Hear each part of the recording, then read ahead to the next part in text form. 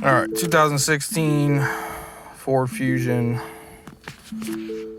So the car's on, controller's on. Obviously no PSI because had to drain the tank. But it doesn't,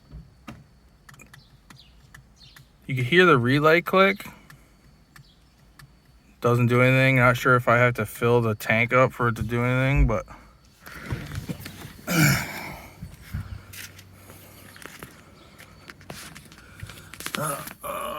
everything is plugged in,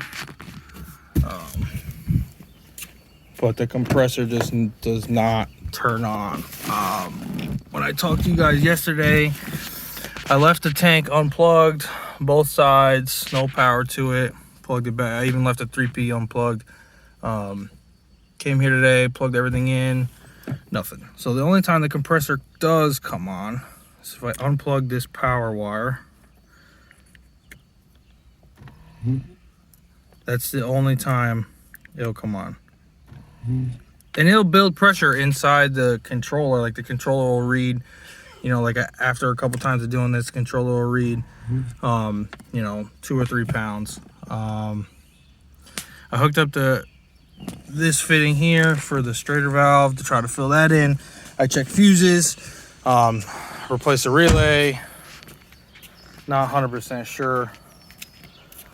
I have not received a fault code again from the controller since I got it yesterday.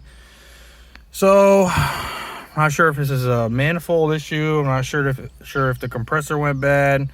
I mean, you know, let me know what you guys think it could be and see if I have to send the manifold out or if I go get an external compressor to try to fill the tank. So thank you.